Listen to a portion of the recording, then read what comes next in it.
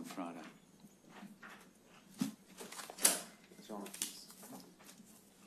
Mr. Ali, or Ally, was in the witness box.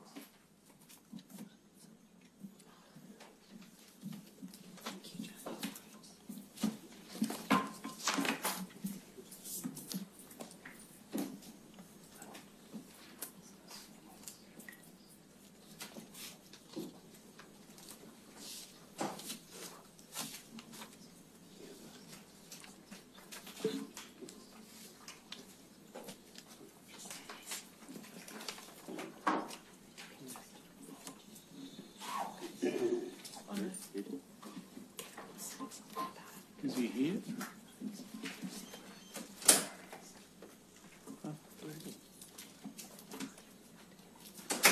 He's on his way around.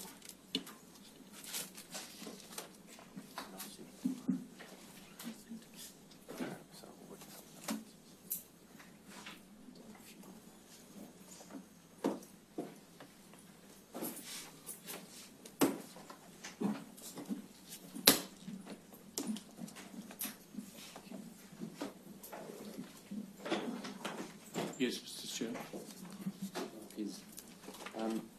Mr. Ally, I want to deal first with the Judicial Committee and how the Judicial Committee dealt with the allegations that had been raised by BCG. Now, firstly, as I understand it, you and Mr. Bowditch and Mr. DeRoy had already formed a Judicial Committee to deal with unrelated allegations. Is that right? Yes. And they were allegations briefly put to do with BCG's father's relationship or possible relationship with another woman, not his wife. Is that right? That's correct. And then when these allegations of BCG were brought to the elders, you then dealt with them in the same Judicial Committee. Is that right? The same members of the Judicial Committee, yes. Yes. So you didn't have an independent investigation first and then decide to form a Judicial Committee. You just subsumed them into the discussions and investigation you were already doing. Is that right?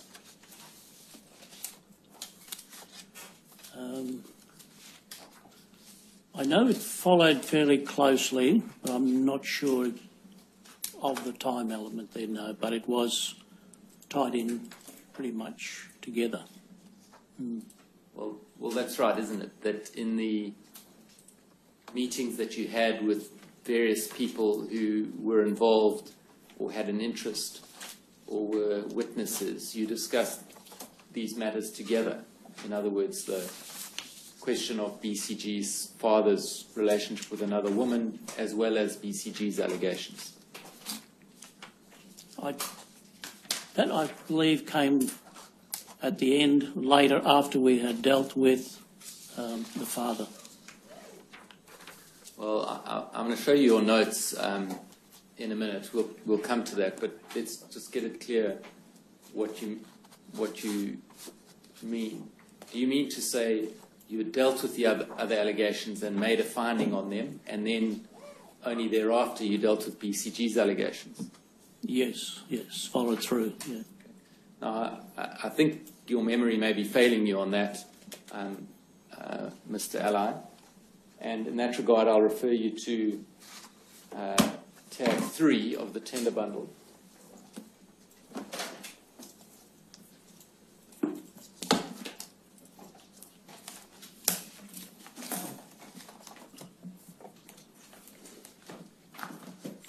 You see, this is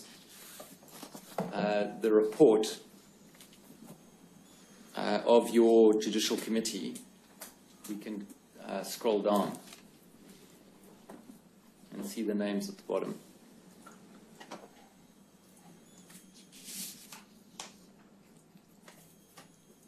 This is the report, and where your finding was on the last line there, loose conduct and lying, and the brother was disfellowshipped. Do you see that? Yes. Right. Now, at the time that BCG raised her allegations and you dealt with them, her father was not disfellowshipped.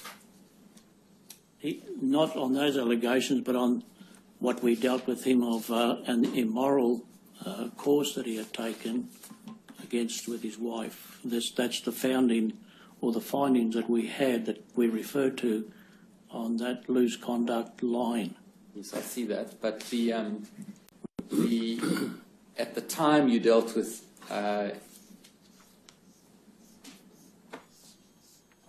BCG's allegations, you had not yet disfellowshipped the father. Is that right?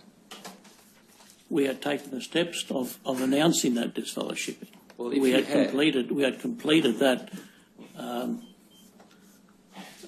sitting with him and decided that he needs to be disfellowshipped for what he did. Well, if he'd already been disfellowshipped, why were you investigating further allegations against him? What came through after that, they have the person who has this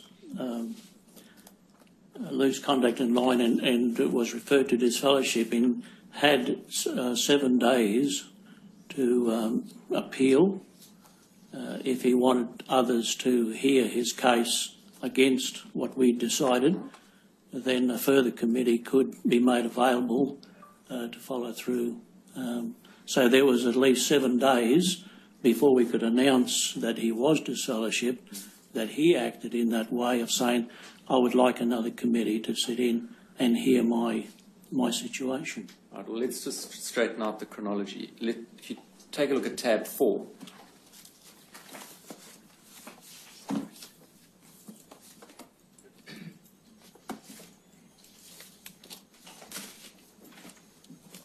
You see, this is a memo addressed to Ron DeRoy, Kevin Bowditch, and Dino Ally. Do you see that at the top left? I do. And it's headed Appeal on basis of repentance. And it says, Dear brothers, I wish to appeal. And then it goes on and it's difficult to read. But at the end, you'll see that it's signed by BCH, that's BCG's father. Let's go to the foot of the page. And you'll see it's dated 19 July 1989. Mm-hmm. Okay, so do you accept he appealed on that date? That's what the appeal was, that's what he appealed, yes, on that basis. So your decision to disfellowship him obviously preceded that? Yes. It was on that day or it was before that day? Yes. Yes. All right, now if we go back to tab 3. And go to the top of the page, it's actually undated except for a date stamp that says SD 7 August 1989.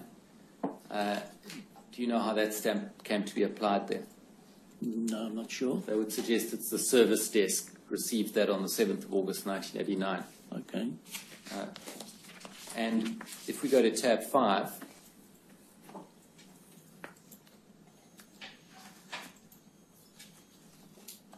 you'll see this is the decision of the appeal. Do you recognize the names of the appeal committee there, Messrs. Bennett, Wilson, and Marazis? I do. And that's dated 23 July 1989. You see that? Yes, yes. And there's a stamp SD 7 August 1989 at the top of that page as well. Yes. I take it, again, you don't know how that came there, but it looks like it may have been service desk. I assume so. Yes. Yeah. Now, I'd like to show you some handwritten notes. I must just caution you and unredacted. You give them an unredacted.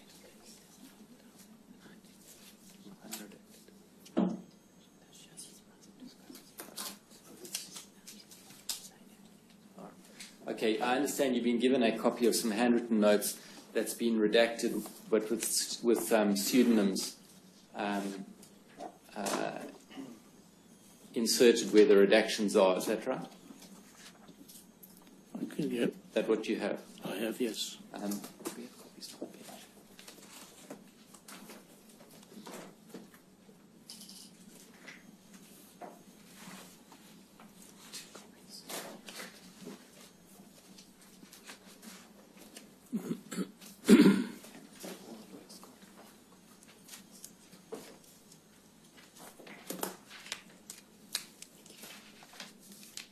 Right, so what I've handed up, and have also been given to my learned friends, as I understand, is some handwritten or manuscript notes, as well as a best effort to transcribe those notes and type them out. Now, firstly, Mr. Ally, are these notes yours? In other words, they're in your handwriting, are they? They appear to be so, yes. Yes. And in fact, you gave evidence about these notes in one or other of the criminal trials, is that right? I can't remember, but I was there, and I think that was the case. Yes. Now, you'll see that these, this appears to be, or these notes appear to be torn from a notebook with a spiral binder. Do you see that? Yes. And at the top of the pages, they numbered in manuscript. You'll see 1, 2, 3, and so on. Do you see that? I do. That numbering, is that also your manuscript? It appears to be so, yes. Yes. And you'll see the notes start. It says Notes of Investigating Committee, and it's got 1 June 1989. Do you see that? Is that on the first page? On page 1, on the first and second lines. Notes of Investigating Committee 1-6-89. It could be a fifth or a sixth. That's what's shown to me here. Okay, well, either way, that's fine. And if you look at the page which has page 14, it's Ringtail 1494.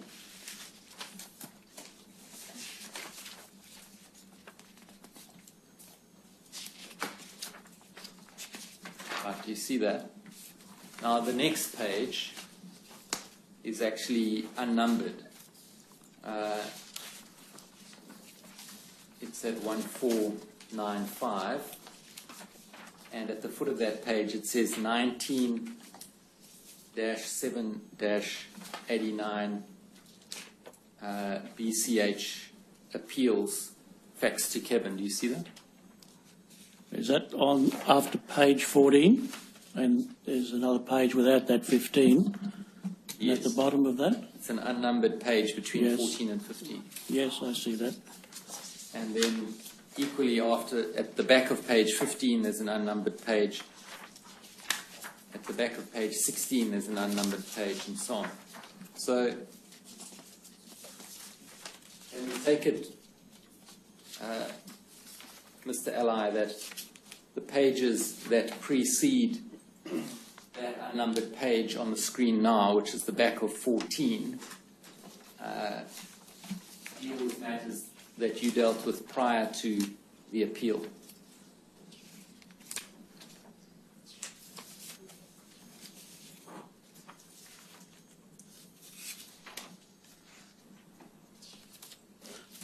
It's very difficult to read.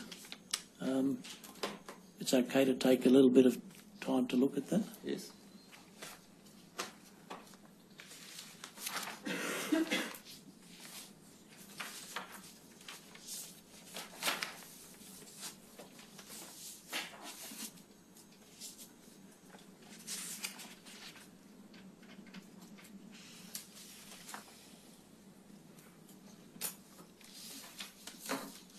I'm not sure, but it possibly could be.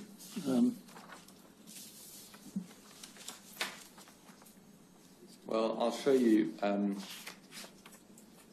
Mr. Ally, how it stands to reason. The pages are numbered in order, and they're numbered in order by you. That's right? Generally, the first pages are seemingly in order. I'm not sure where. I'd probably need a bit more time to sort of peruse through that to make a judgment on that. We'll have a look from page 11.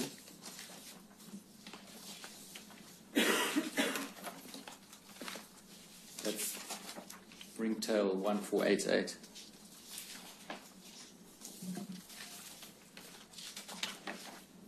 Yes. And you'll see that that page, as it's reflected there, has the torn off part of it at the top of the page. Yes. And then the next page, which is unnumbered, has the torn off part at the foot of the page. At the bottom? Yes. Yes. And you'll see what's more, that those torn off tabs actually match. Do you see that? So that what's on the screen is reflecting what's on the page? Well, you just look at the page if you like, it's easier. Yeah. Mr. Ally, if you look at page 11, and then you look at the next page, it's actually the reverse of page 11, isn't it? Yes, yes. You can see how the tabs match up. You see what I mean? I see it. Yes, at the bottom, the tear. Yes. Yes. And the tear. And page 12,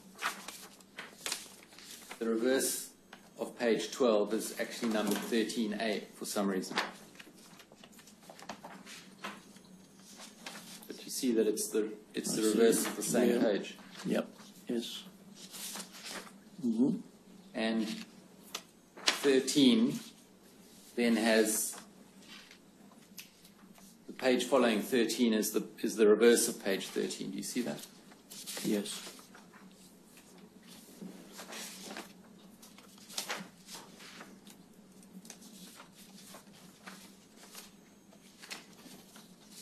Right. Now, if we go back to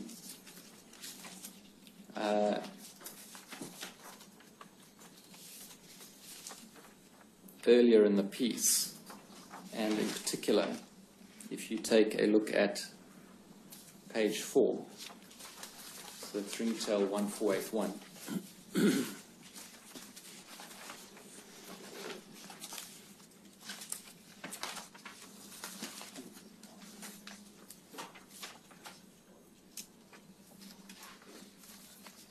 In the middle of the page, there are two names that are written there. It's BCG and BCI. That's BCG's mother.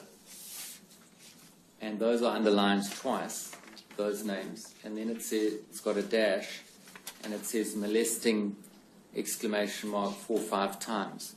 Now, what this suggests is that your committee met with BCG and her mother. Is that right? And below that are the notes, your notes, of what they told you.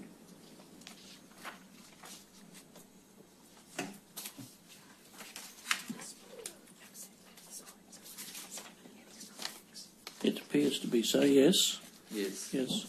And then you'll see towards the foot of that page, in the left-hand margin, it has BCG's mother's name written there, BCI, colon, dash, and it says that BCH has gone to something and it carries on. Do you see that?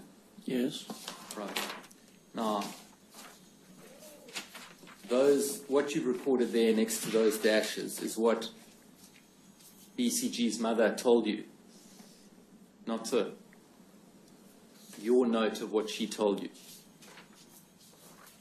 I can't remember that now. Well, that's how the note is structured, isn't it? You've got her name, colon, and then you've got a number of points noted down, suggesting that that's what she told you.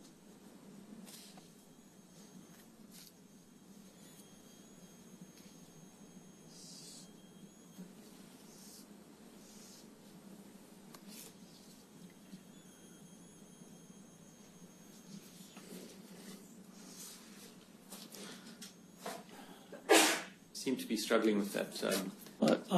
No, that's true. But I'm not. I'm trying to ascertain whether the mother was there or whether this was a flow on from something that came up from. If it was BCG. Well, that's the only thing I'm not very sure. Go back to the beginning of the notes. You'll see the way in which you've structured them which stands to reason and is the way anyone else would structure their notes, is they write, you write the name of a person, you underline it, you put a colon, and then you make notes of what that person's told you. And it starts on page 1 with a name which it's redacted, but I can tell you, I have it in front of me, it's one of the people involved in... Well, do we have the original document? We don't have the original, we only have photocopies which we got from the police, but we can show the witness an unredacted I think copy. you should do that.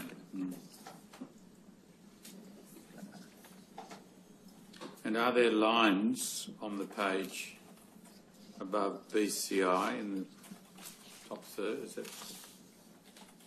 the photocopy that I've got rather suggests that someone's been drawing lines between people who speak. There are indeed lines on it. That's on the page, manuscript page 4. 4, and it seems to be the same on 5. There seems to be a pattern of ruling a line across when you get, and the same is true on 6, I think, when you get to a different person and notes being taken, and it goes on through the document as I see this copy. Anyway. Do you see that? I see what Your Honour has been saying, yes. So now, of course, this happened a long time ago. You may not have a clear recollection of the actual events, and you can tell us that in a moment. But the important point here is we're asking you to interpret your own notes. Now,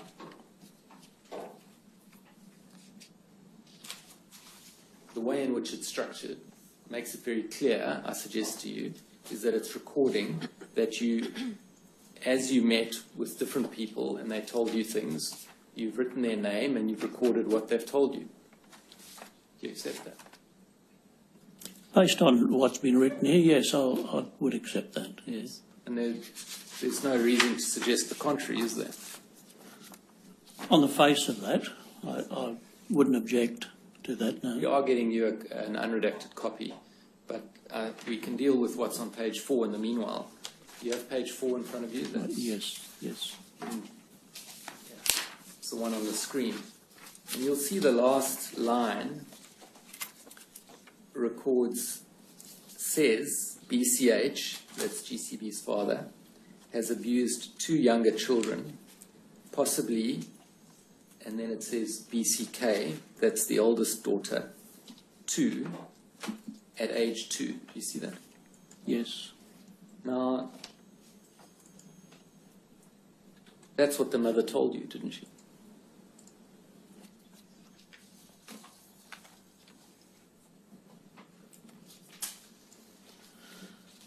Again, I'm not sure that that was the mother. It may have been. It may have been. Yes. And certainly you were told it, if not by the mother, then by BCG herself.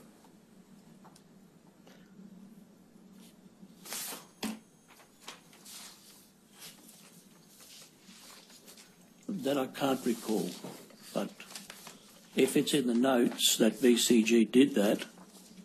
Well, the note suggests very clearly that it was the mother who told you that, because you got the mother's name, colon, and then you jot down a few points that she made, apparently, and then it says, dash, being a new one, says BCH has abused 2 younger children, possibly BCK2 at age 2.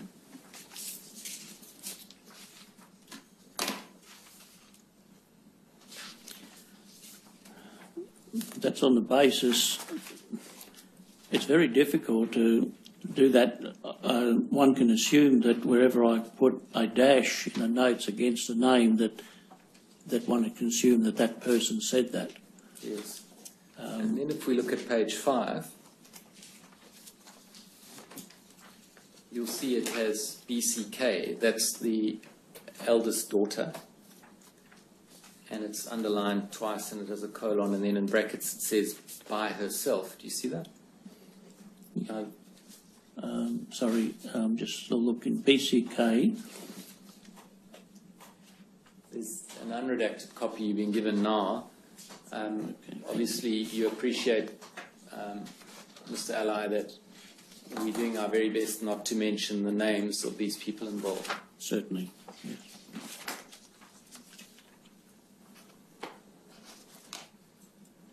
So do you see page 5?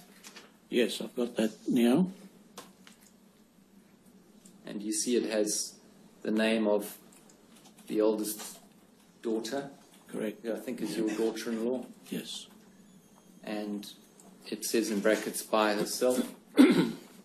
Yes. And then there are various things jotted down there. And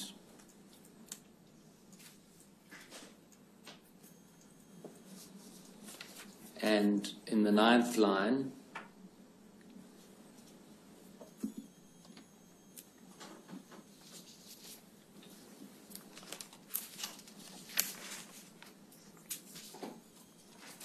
it says, on abuse to, and it mentions her name, question mark dash, and then there's an arrow, and it says, yes, at age 3, remembers vividly. Do you see that? Yes. So she also told your committee about having been abused by her father. Yes. And this was your judicial committee prior to the appeal committee. It appears that way, yes. Yes.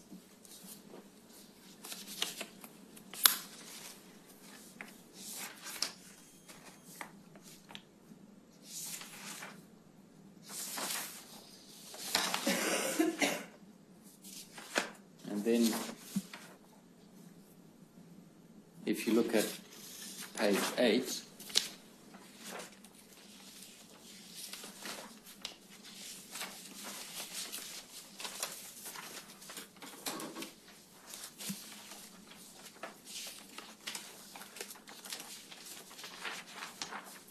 you'll see this on the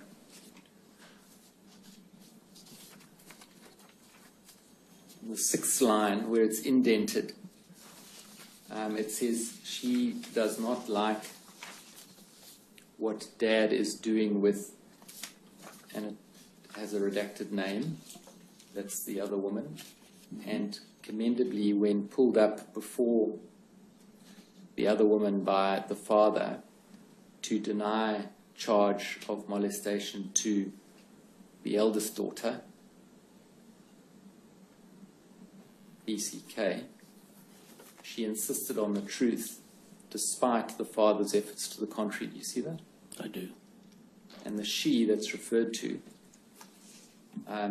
you will see, is the eldest daughter herself. If we go to the previous page, page 7, right at the foot of the page, well, you can see the page there. You'll see down the left-hand side there are a couple of bits that are underlined. Near the middle of the page it says next day, or sorry, that day, no, next day. Then 3 lines below that it says that night. And then right at the foot of the page it says same night. We visit BCK, that's the eldest daughter, for some talk on WatchTower articles. And then it says over. And when one goes over the page, it carries on. And what it records here, does it not? Again, the elder daughter confirming that she herself had been abused by her father.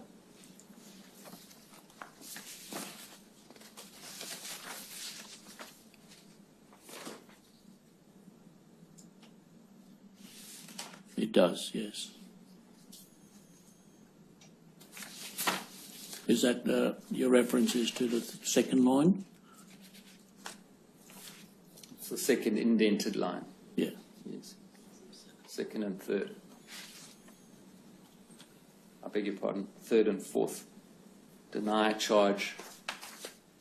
Well, one has to really read it as a sentence. She, that's the eldest daughter, does not like what her father is doing with the other woman, and commendably, when pulled up before the other woman by the father to deny the charge of molestation to her, she insisted on the truth, despite the father's efforts to the contrary. Yes.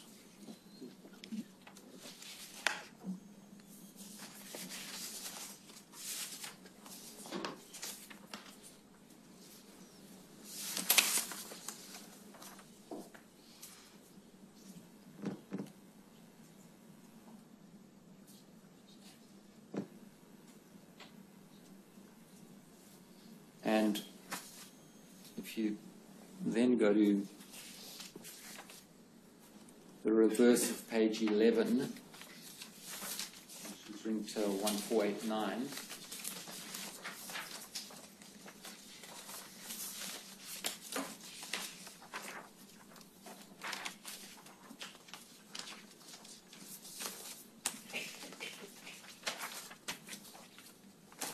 perhaps if we can just go to the previous page, you'll see the foot of the previous page, there's the date, 17 June 1989, met with BCI, that's the mother, and BCG. And then over the page, counsel given on confiding matters of family to congregation members, used articles and scriptures. Counsel given to BCG also on same matters using above articles. Also on attitude to mother, encouragement also given for her honesty and in seeking help, 1 Timothy 5:4. Counsel given to the mother on her part as subjection to the father could have helped cause separation and subsequent matters. Used articles and scriptures of her responsibility, encouragement to help family. And then it says, interesting that both mentioned the eldest daughter as admitting to another, in inverted commas, attempt of molesting by the father when going to school at, and it's unclear, can you read that, what age that is? At something Primary, age? probably primary school. Well, it's got primary in brackets. The word before that looks like age, and before that it looks like it could be 10. At something crossed out 10. At something. Primary with a question mark, is that what you're referring to? Just immediately before the primary with a question mark. What are the preceding two words? That he was, when going to school at a later age. That's do you think at later age? Okay. Primary in with a question mark, need to check statement. And then quest. I take it that means question. question. Should one be studying with younger children even for short time until things settle? Question mark. Do you recall what was that? What was that reference? I'm not sure. And then you see there's an arrow down from where it said need to check statement down to what's then written below that. I do, yes. And it says the father took the eldest daughter's hand to place it on his private parts. She pulled away and refused to speak with him for some time. So what this is the report from the mother and BCG about an incident involving the eldest daughter. Is that right? Yes, this was during our meeting, it seems, yes. Yes.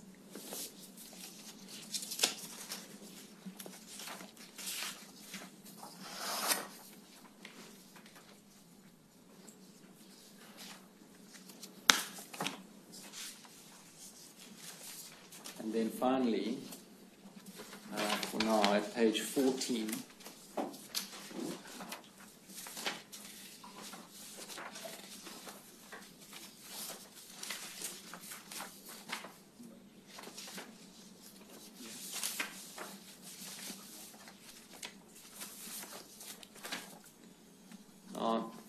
just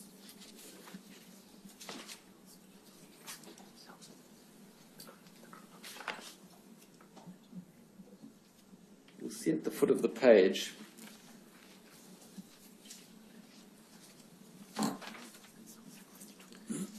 it's recorded, it's got the father's name.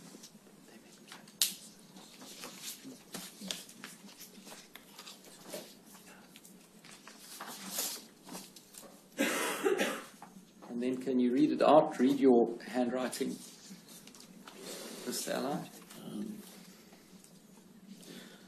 BCH has admitted, is that Yes. the line? Okay. BCH has admitted to all things and also said that whatever BCG has said on molesting was true. So the father told you and your committee members that he admitted to all things which you've underlined, and also said that whatever BCG had said on molesting was true.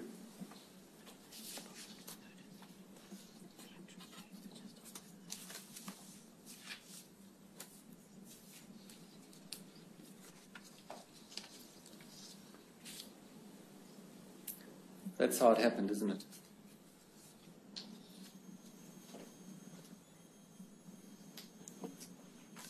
Is that a question? Yes, that's how it happened. That's... He admitted to your committee. Yeah, it seems he did. Yes. Yes. And it was only thereafter that you disfellowshipped him, and that was on the other grounds in relation to his relationship with the other woman. Yes. Yes.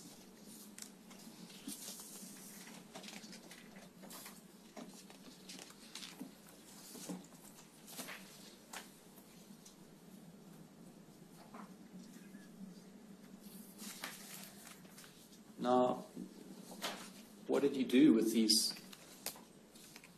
child abuse allegations that you'd received from two daughters directly and from the mother in respect of the much younger daughters? What did you do with those?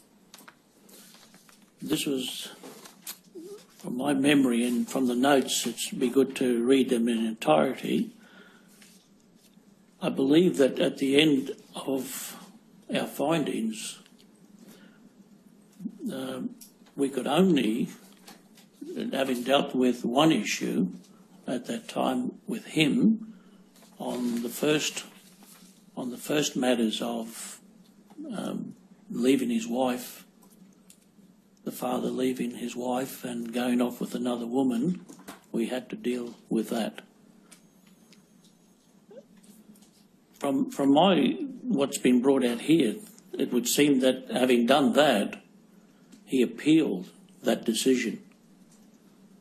And it may have been, and one would need to have to see any other notes with the appeals committee, that the other matter then may have been dealt with, but we needed to finalise that particular case against him and what he was doing at that moment. You told me yesterday that you didn't have corroboration or an admission that enabled you to find the allegations to be proven. That's not right, is it? Well, on the basis of the notes, that's what was my recollection at that time. Yes. But that recollection is not correct, is it? Well, it appears that from the notes that some allegations had been brought out, and that's taken would need to be taken. More than allegations brought out, you've got apparently an admission. Well, we still needed to then, in any judicial committees, follow through more thoroughly with, because it's a one. What more do you need if you've got an admission? I believe that on the other notes he may have denied that he only said that to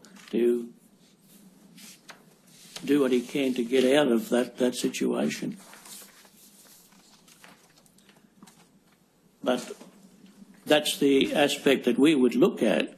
But in my recollection that beforehand, without the use of the notes, we needed to follow through with sustaining or substantiating those matters as well.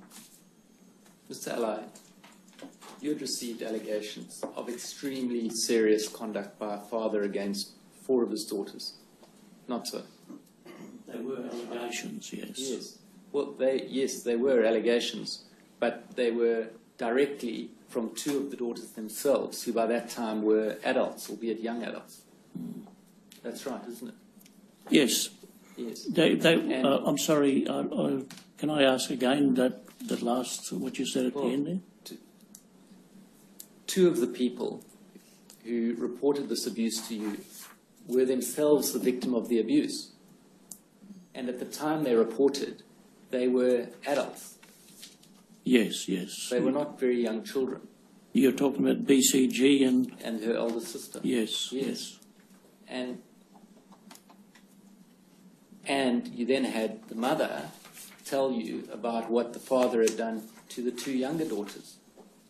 It seems that way in that's what she You told us said. yesterday that you believed BCG. Yes. And you said that you thought she was very courageous, Yes. and you believed her. I stipulate that again. Yet you regarded the adultery allegations as being more pressing to deal with those than these serious allegations. How can that be? Well, I don't think it's quite as simple as ignoring it. We didn't ignore it. It simply was in the process, because it only taken a day or two or whatever. I think the dates look at how long this process took, and it was very, very quick. Well, It did not take months or anything like that. It continued to be dealt with. the dates don't bear that out. It started on the 1st of June. You suggested it might even have been the 1st of May. By the time you were told by the mother and the sister, it's from the notes, it appears still to be the 1st of June. And it goes all the way through. And it's only on the 19th of July that there's an appeal. So your finding on the adultery was on the 19th of July or shortly before. It took a very considerable time. Yes, within that month, but it was still had not been ignored. I would suggest from the notes here. This man, to your knowledge and belief, on the information you'd received, was a danger to young girls, wasn't he? Certainly it was. And what did you do about that to protect young girls in your congregation and worldly young girls? Well, in BCG's case, for a start, because we had the charge or accusation made about other children within that family, that had needed to be substantiated, but it was a process of following through, and it was to acquaint even with the innocent parent, following through with what she had to say, what other things could we do to support that. In BCG's case, she was taken out of that environment immediately. So the protection was extended to her because it appeared that I think it was still current or had been coming up to that time that we needed to deal with that. Let's take a So look at it was an immediate thing in her case, but it needed time then to follow through with the others. Let's take a look at your statement. At Ringtail 0003, paragraph 5.6, so it's at the foot of the page, numbered as 6. Is this my personal statement? Yes, your statement to this commission dated the 10th of July. It will come up on the screen in a moment. Could you give me that reference again, please? It'll come up on the screen for you, but it's on page 3 of your statement, and it's paragraph 5.6. You'll see you say there, the Judicial Committee did not feel it had clear proof of the allegations of child sexual abuse from either party. Now that's correct, isn't it? You did not feel you had clear proof. At that time, no. And that's wrong, because you did have ample proof, didn't you? Again, we hadn't dealt with that. We did not have clear proof because it's still on a one-to-one basis. Well, that's what you go on to say. You say it was one person's word against another. Do you see that in the statement? But that's not true. It was 3 people's word against another.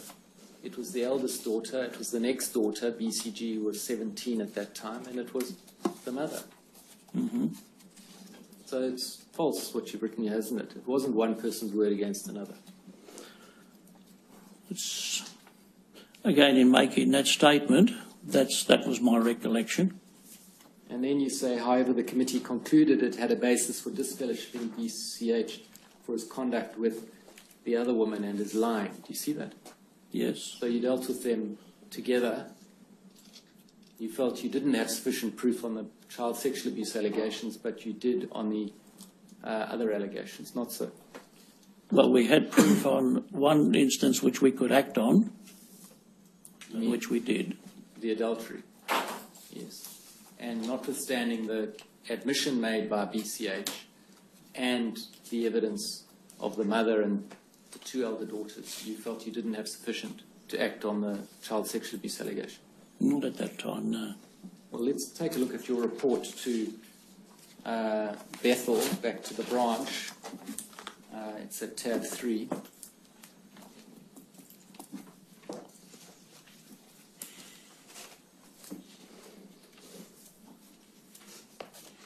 So this is the report that you wrote on your Judicial Committee hearing, and it's signed by you at the foot of the page. Do you see that?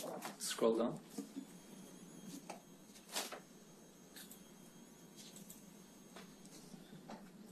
See that? Yes. I take it you agree with what's written in this report? I do. That's why you signed it? Yes. Yes. And you can take a moment to read it, but there is nothing in there about the child sexual abuse allegations, is there? No. So you don't even report to the branch that the allegations were made? No, we don't. We didn't. Now that, even under your own procedure, is a very serious omission, isn't it?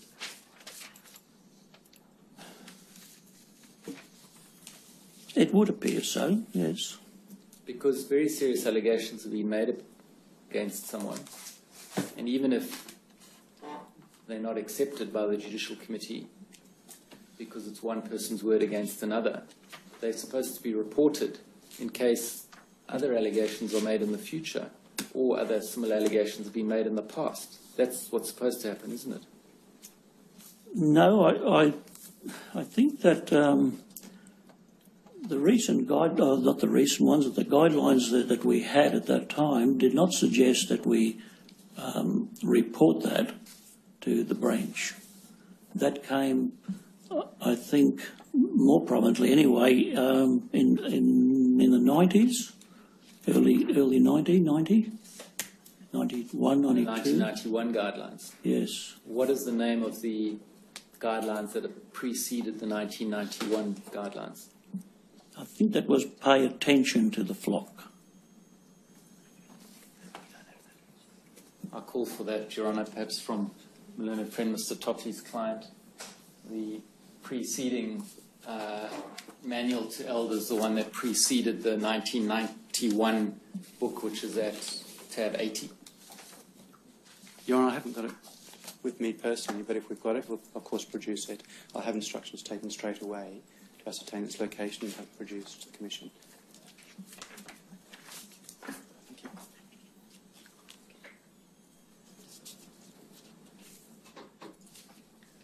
I suggest what happened here, Mr. Ally, is that you and your fellow members of the committee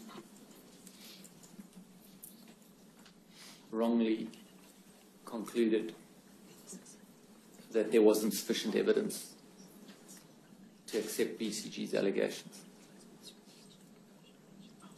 That we'd wrongly concluded it. Yes. That I don't see it that way. I'm sorry. And you then just ignored those allegations. No. You No, didn't that's incorrect. You didn't even record it in your report to the branch. No, we needed to report what we had, our findings were as to this person, but we did follow up, I think, within a reasonably very short time on the other allegations. Well, what then happened is there was an appeal by BCH. Yes. And the allegations were resurfaced in the appeal. Is that right? Yes. And in the appeal, BCH admitted the allegations.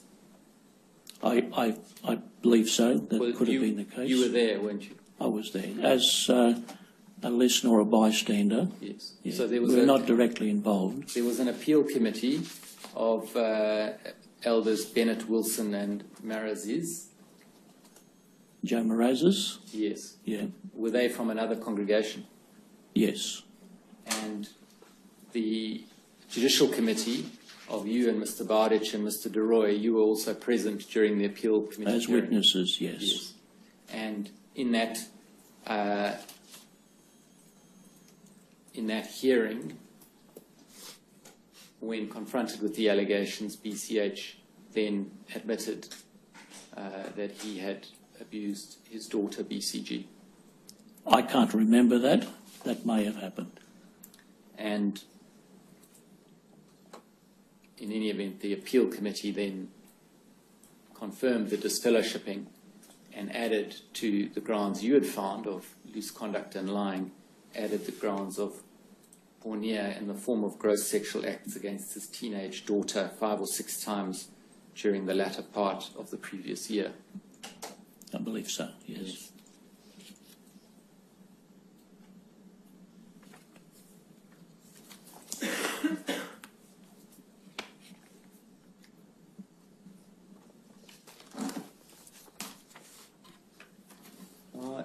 If you felt you didn't have sufficient proof,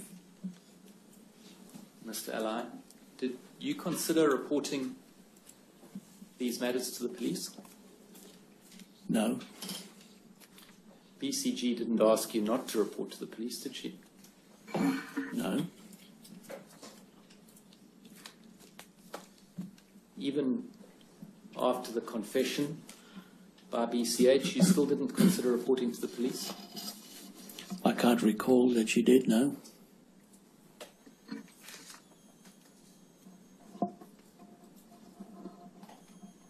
Well,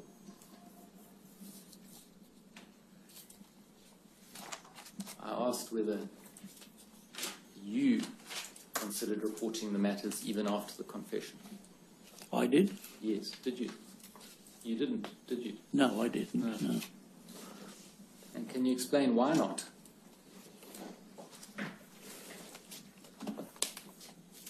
Well, you mean after the appeals committee? At either stage, you'd had 2 confessions, judging by your notes, but at either stage, why didn't you consider reporting to the police? Well, that was still in the process of finding the facts on the charge of porneia that he was guilty on porneia and needed to be disfellowshipped on that. Well, after the appeal committee, the facts had been found.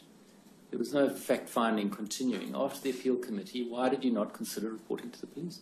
Because it's still a matter of dignifying the person, of allowing them that opportunity to do that. Do you not think this man should go to jail? I'm very happy that eventually he did for what he did. Well, that was only because BCG, some years later, found the strength after she'd left the church to report to the police. In the interim, you and your colleagues didn't report to the police at all. No, we didn't. Do you think it was okay for this man to be walking the streets and continuing an ordinary life, having received these allegations and confession? It's certainly not a good thing for him to be freely doing what he was doing. I agree. Wasn't it your duty to your fellow women, men and children to report a man like this to the authorities so that he can be properly charged and, if found guilty, put in jail? Well, the police tried to do that. Well, they only tried to do it years later when BCG reported to the police. All those intervening years, you had it within your power to report it to the police and set the train in motion. Not so. Well, still, we did not have, I guess, the direction to be able to do that, and which I'm glad today that it has encouraged us now to follow through in seeking legal aid to do whatever we can to not only protect the victim, but to prevent anybody else being molested. Well, the real reason, isn't it, is that you see your structures within the church as standing in the place of the civil structures. Only when it comes to spiritual matters, and if those morals have people or those within the church have crossed the guidelines, is to take the steps to remove the person, protect them through either instructions or personal counselling to those that are involved with that family and warning them of not allowing their children to stay overnight with this person, never to be alone with this person, never to work alone or go anywhere with that person. So many have been made aware of that. You regard the police and prosecution authorities as worldly authorities and therefore not to be trusted, isn't that right? No, I don't agree with that. And that's because you have your own structures which displace the secular structures. No, we try working all the time with the legalities of anything where the authorities need to handle cases like that. We will work in with that on the advice that the legal department give us.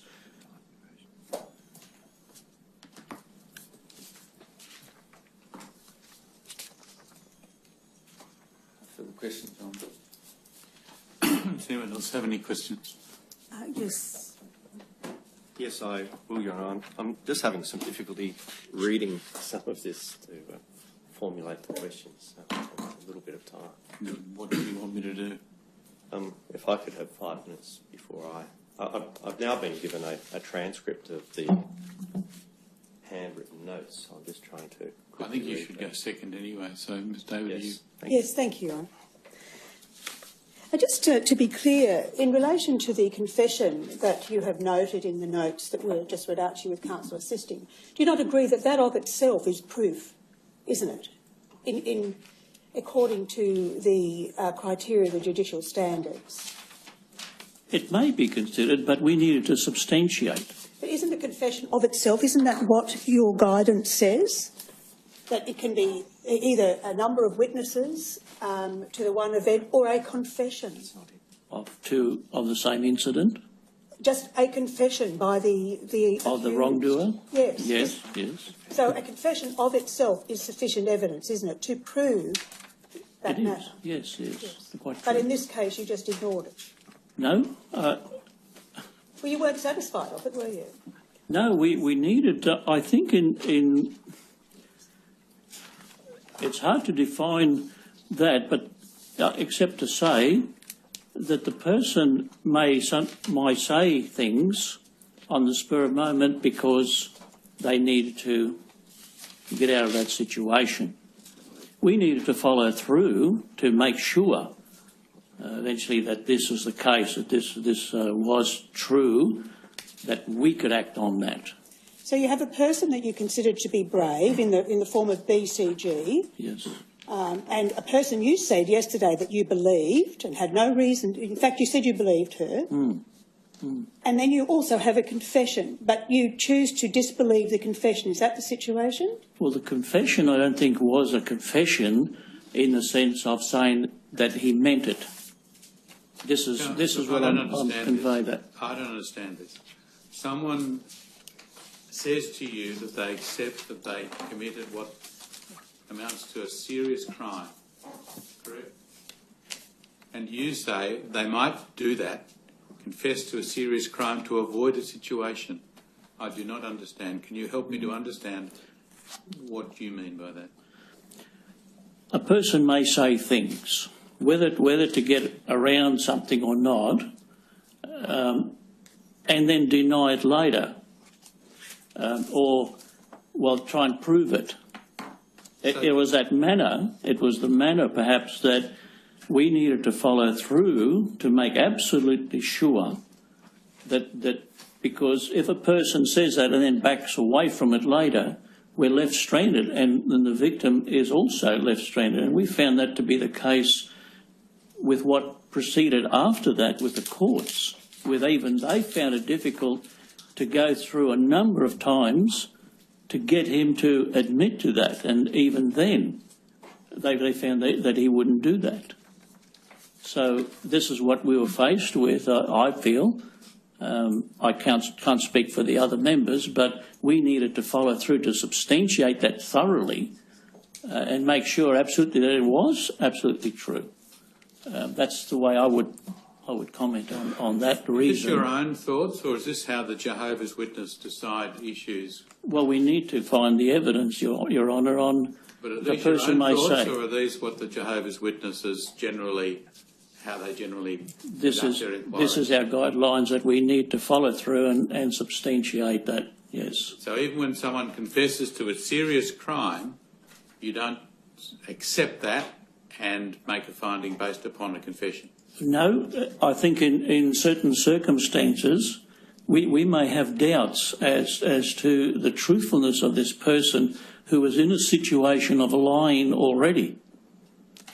We found him time and time again to either say things, deny things, and so on and so forth, and we had a battle to try and make something concrete in his case, and this is why you've seen that in the reports that he continued. We put that charge of deliberately lying, and that's serious, and that in itself can disfellowship a person.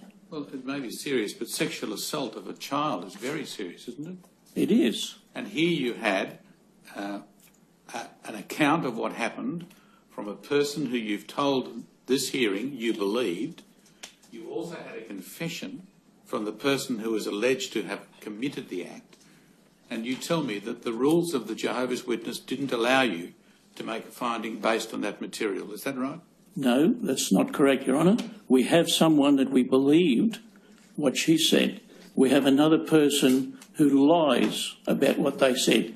He may say certain things, but we have no proof that we can believe this character because he has a reputation of lying. Why couldn't you believe what he said based upon the fact that you accepted the truth of what the woman had said? Why wasn't that enough? Because we still need at least 2 witnesses to a matter, but reliable witnesses, I suppose we would need to say, to actually substantiate those charges or to make a charge stick.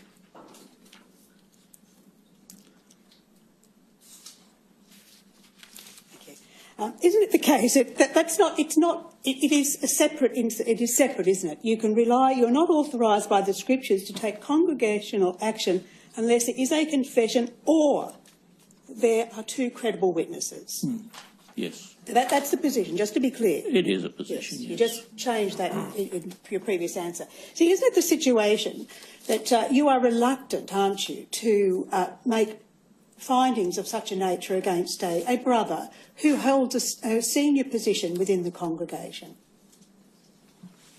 No. Why would we try and hide him from? Well, isn't it the case that within the Jehovah's Witness faith, you are of the belief that ministerial servants and elders are appointed by the Holy Spirit? Isn't that the case? Correct. And that the ministerial servant, that BC8 was a ministerial servant. Yes, he was. And he was a person, therefore, who was regarded within the congregation as someone to be looked at highly? No, we don't see it as highly. Well, don't you see that appointments by the Holy Spirit is a rather special position within the congregation? It's more of a slave than a position. It's not as if we hold some dignified role or dress differently or whatever. We're there to work, you could say, as shepherds, to try and care for their needs and to help them. All right, just coming back to the appointment process, the appointment process, you believe, is that those positions you are appointed to those positions by the Holy Spirit. Isn't that the case? One has to go through a process of defining that. One has to have the qualities first, so it may take some time for them to demonstrate that first, before they're recommended to that. That's right. So once they're recommended by the Holy Spirit, and it is really that, isn't it, by an appointment by the Holy Spirit.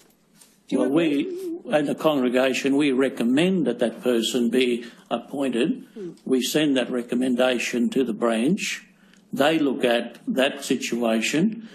They pray over it. They look at the whole record and they decide when that person is appointed or not. We, in a local atmosphere, don't do that. Did you have any involvement in the appointment of recommendations or appointment of BCH at all? No. But you would agree, wouldn't you, that to find out that a brother had in fact a person who was appointed by the Holy Spirit as a ministerial servant would call into question your process somewhat, wouldn't it? No, I don't see why. What we need to do then as elders, and there's usually a body that's involved in the congregation, is monitor even each other. If one of those appointed men is displaying a particular sin or a weakness in a certain regard, that help will be given before he reaches a time before he can't be turned back. But if he continues in that course, then we can recommend his removal. But it does, you would agree though, wouldn't you, that it calls into question how people are appointed to these particular positions, that it calls into question the process or the rigour of the process, doesn't it? No, it doesn't. That people are appointed incorrectly. No. No, it doesn't happen that way. We need to follow the guidelines that the Scriptures provide. For example, in the letters to Timothy, there is a whole list of things that those who do the appointments would go through, and the elders who go through that process would need to look at. See, I want to suggest to you that the purpose of the committee or the interrogation, and I'd like to call it an interrogation, of BCG during the committee process is partly designed to test her against a person who is considered to be an esteemed member of your congregation. I didn't quite understand what you meant by that. The process of interrogation was to, I'll rephrase it, is to protect in a way, or to ensure that, it's to protect the members, the elders and the ministerial servants of your congregation. Why would we want to do that, if I may ask? Well, that is because it's the case, isn't it, that women should be subjective to men in your religion, shouldn't they? They should defer to men.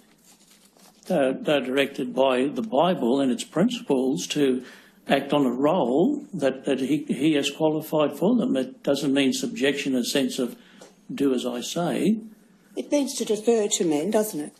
It defers to the authority of certain men, yes. Okay. When you said that yesterday that BCG was very brave in the committee meetings, what did you observe about her that made you conclude that she was brave? It's not an easy reading our articles and the direction from the branch on those things, and there are wakes and watchtowers that acquaint us with the pain that a person and the suffering that a person goes through and how they may feel. And even as a father, one would imagine my own daughter, who was about the same age as BCG, to be able to stand up and tell the elders how she felt. It wouldn't have been easy at all for her. As a father, I felt for her, and I could see that she took her time. We encouraged her to just relax, take her time, no matter how long it took. That as long as she felt comfortable with telling us, because she wanted to explain what had happened to her. And I believe we did that. We wanted to allow her that time, but I felt that she had courage to be able to do that, to explain those feelings and the hurt and the pain and every detail that she went through and what her father did to her, which I guess brought out in me certain feelings of anger, perhaps. Anger towards the BCH? Towards him, yes, the father. And yet you chose not to do anything about it? Well, my own feelings put aside, I still need to deal on a rational basis, keeping those feelings and knowing what she was going through. These are serious. One cannot ignore that. I know I spent some sleepless nights with knowing things like that afterwards as we dealt with her case. You mentioned that in your statement, that you spent some sleepless nights, but none of that translated into any action to give BCG any support, did it? No, it did. It did, because the other two brothers who were closer as a family were doing everything to house and protect her. There was a neighbour that lived close to the family that also took her in. See, I want to suggest to you that she wasn't immediately removed from the environment in which she had been abused, was she? And I'm suggesting to you that also her father had ready access to her. My understanding at the time that it was very, very quick, though, that was given very, very quickly. And I also want to suggest to you, well, it's quite clear, isn't it? The young children weren't removed. The other sisters weren't removed from access to the father where he might further abuse them, were they? They weren't removed, no. No steps were taken, in fact, were they? No. Sorry? And no steps were taken to protect either BCG or any of her sisters? Well, I wouldn't say that, because now the mother also was involved, and what we normally do, if things progress very quickly to that, is to make her know that these things have taken place and to make some steps about protecting her children as well. Again, even she had the right to go to the police about what her daughter had gone through against her husband, if she so desired. You were aware that the BCG's mother, in fact, was aware of the abuse, had been aware of the abuse for some time, weren't you? She may have been, yes. But she took no steps to protect her children, notwithstanding her knowledge of the abuse. Possibly, and that's a pity if she did that. So you were aware of that at the time, weren't you? But yes, but it was still an unsubstantiated. We needed to still follow through to prove that that's what he did to other children. But as my memory recalls, we took the steps that were open to us to try and acquaint them of that danger. Wouldn't you view going to the police as a system that would in fact assist you with ministering your faith? In this way, I want to suggest to you that if you had gone to the police, wouldn't it have been the case that they would have been able to properly investigate the nature and extent of the crime that was alleged? And that's why the abuser, the abused, or anybody in that family had the right to do so. But wouldn't it have been in your interest, wouldn't it enabled you to better attend to the spiritual needs of both the accused and the accuser if you have had some other system which would have enabled you to have a better understanding of the nature of the crime that you were dealing with? And I think we have that now. Yes. But we have that help. Yes. But back then in 1988, 89, such was the case where we felt we took the appropriate steps, and you mentioned the police. That was a right that the family could follow through on. And we dignified that right. I mean, would we be stepping out of line? What if the person then didn't want that? The situation is that the whole process of the committees has nothing to do with protecting a victim, does it? the interest of... The process of the committee, it has nothing to do with protecting the victim of a crime, whether it's sex abuse or any other crime, does it? That's incorrect. Because isn't the primary purpose of your committee to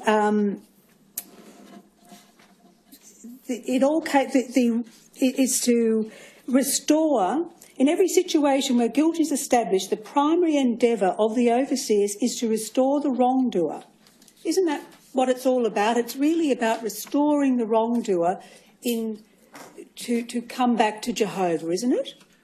We would like that to happen, but we also need to read the rest of that where it says if a person does not have that intention, does not care to, then that they will be dealt with. But the point of my question is this: isn't it the case that it has nothing to do with support or finding justice for a person who has been abused, for example?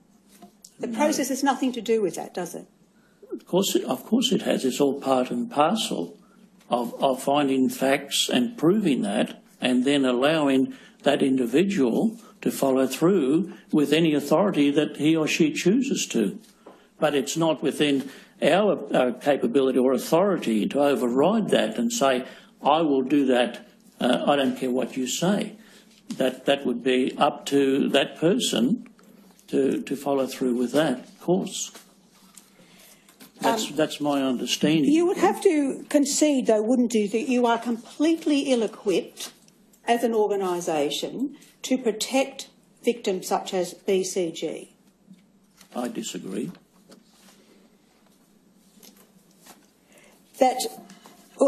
In what ways do you say you are equipped to assist them? Because we have the directions through our publications, through letters, through the schools that we attend every 2 years.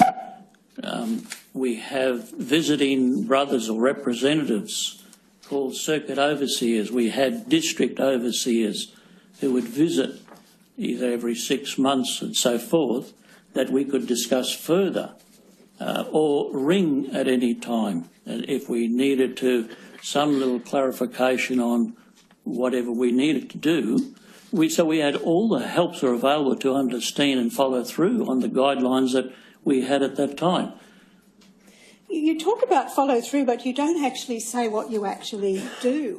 Because I want to suggest to you that at no stage did anybody from your congregation even try to assist BCG by giving her some spiritual guidance through the scriptures, by talking to her about the scriptures, how she might feel better about herself after her abuse. No one did that. There was a lot of follow-up. Well, after what she went through, there was a lot of follow-up. There was a lot of interaction with certain families, and you will find that once Kevin or Ron are here, you're probably, because they were closer, I know that they did follow through with visiting and supporting her in every way, even with any activities that came from after that. You personally did not and have no personal or direct knowledge of her being given any guidance through the scriptures, do you? Yes. You were never present when she was given any guidance by the scriptures, were you? I think the notes probably in the next meeting that we had, there were many articles I think that were quoted that suggest that. Outside of the committee meetings, there was no guidance given to her from the scriptures, was there? I can't recall myself doing that, no. And at no stage did you ever tell her that you believed her, did you? That you believed that what she said about the allegation against her father was true? I don't recall ever saying I don't believe her. No, my question was, you never told her that you believed her, did you? I can't recall that, but... No. You never told her that you thought she was brave for coming forward, did you? I thought I did. I believed I did. Did you ever tell her that it wasn't her fault? Of course. It's something that she is a victim. Well, I'm suggesting to you that at no stage did you ever say to her it was not your fault. I believe we did. See, were you aware of the gossip that was going around at the particular time where people were in the congregation were accusing her of lying? No. No. So you weren't aware of that in your small congregation? That others were accusing her? Yes, there was gossip about her that she was had been telling lies. I can't recall that, no.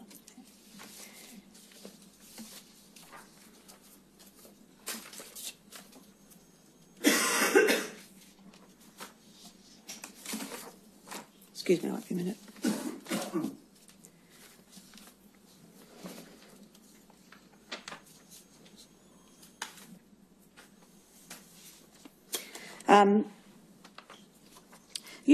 After that she attempted to commit suicide, obviously that would have alerted you to the extreme distress that she was experiencing. You are aware that she attempted suicide some months. I can't recall that. You can't recall no. that. So you certainly don't then recall giving her any comfort or guidance after that incident. I can't recall myself personally being involved in that. The other brothers, of course, did because their families worked closer. Well, you don't have any recollection and you don't know what your other brothers did in relation to that, do you? Yes, I do. Well, you just said a moment ago that you didn't even know that it had occurred. No, but I know that the support that they gave her and the comfort too of taking her into their homes.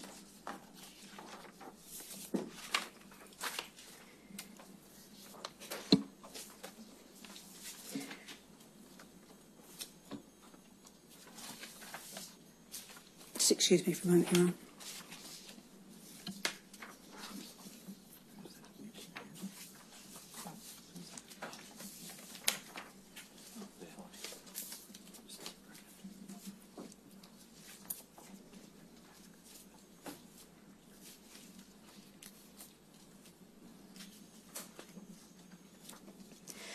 During the committee process, there was this period where you all individually questioned her separately. Do you recall doing that with BCG? No, we were all together. Do you recall... See, I'm suggesting that there was a period, wasn't there, that you were all separately had the opportunity to question her without the others? No. No, that didn't happen. Our judicial meetings are always together, the three elders, whoever they may be. That is the process. You were testing her for inconsistencies, though, weren't you, when you were conducting your inquiry? Can you give an example of that? I'm just asking you, you were testing her for inconsistencies by asking her repeatedly to tell her story? No. If we needed to clarify something and put that in place so that we could better understand, that would be the only occasions that we would ask that particular question, but we wouldn't ask repeatedly if we already knew that it happened. Why there would be no sense of us doing that. But you would agree, anyway, in the event that through seeking clarification, you were satisfied then that whatever she said, that her story was a consistent story and that it was a believable story? Yes, we wanted to now ensure that so that if we needed to follow up with the father, that we had some of what happened in detail so that we could then follow through with that too. But never to question BCG on her.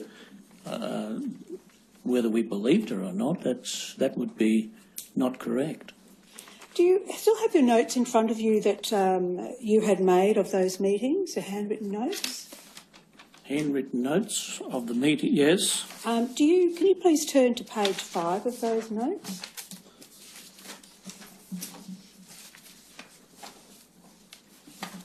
Yes. If you could please turn to the bottom of page 5, do you see there that it makes it says this, that there is it has BCH, BCG and BCI. So obviously that was relates to BCG and both her parents. Okay, yes. If you look down, it says that when faced and his accusations, he denies all at this point. Then he says all or part of parental training, and yes, kissed on mouth and hugged tightly, but that's all. So did you counsel him about the appropriateness of that sort of parental training? Well, some cultures do that. So kissing on the mouth and hugging in a way that clearly BCG considered to be inappropriate and frightening to her, you consider that to be appropriate? Not with everybody. Not with everybody. To explain, I'm an Albanian by birth. My parents were Albanian, so they're from Europe.